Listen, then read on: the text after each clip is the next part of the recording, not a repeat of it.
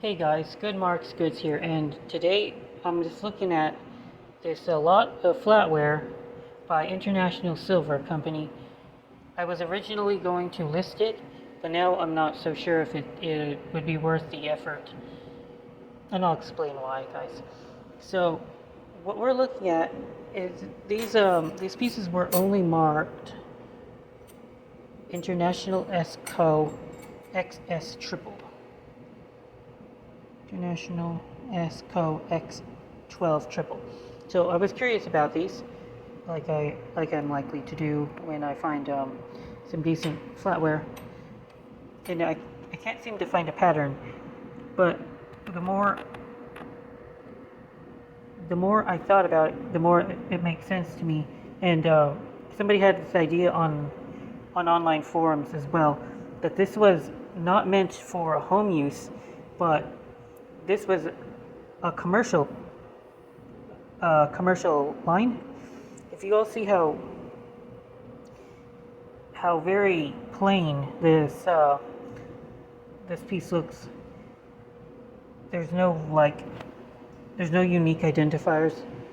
It's a very plain and sleek looking piece, and that's what you do when you're trying to when you run a like a hotel or a restaurant. You don't, it's just standardized, sold by in bulk, plain looking for, so that you don't want your flatware or whatever to be so unique that people might want to hold on to it as a souvenir for sure, and you don't want to pay premium prices for what they want to do. And this is very similar to that hotelware, that Oneida hotel line that I had a video about before. They want this stuff to be sturdy, and they want the silver to be thick on there so that it lasts.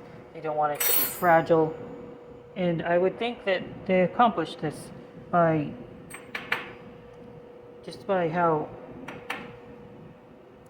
how robust this flatware looks. It's thick. I can't find any plate loss on this silverware for sure. Certainly quite relatively tarnish free, but some of it is tarnishing. But overall, I believe that if you were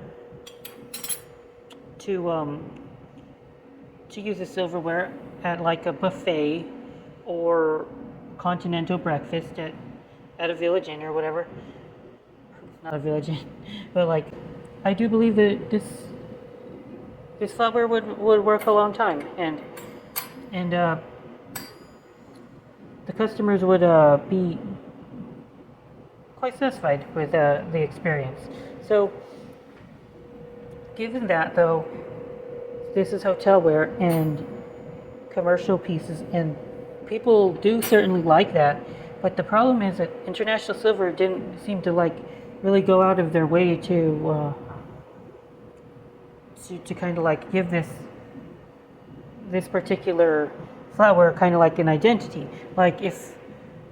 If I can look up hotel plate, Oneida hotel plate, well, that's kind of a trademark, and people can get behind that. It gives the consumer some semblance of, brand power. But this is just International Silver X12 triple, and for those reasons, I don't seem to find as strong of a secondary market for this stuff.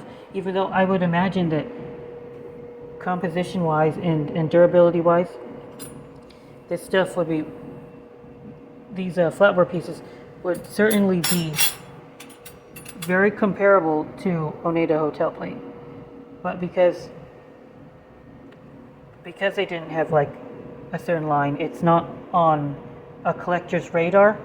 So I think what I'm going to do is I'm simply just going to keep this set, and hopefully one day, expecting a larger silver price, perhaps there's enough silver on this flatware that one day it will be profitable to extract for its silver content should there ever be a silver shortage, and the base metals as well.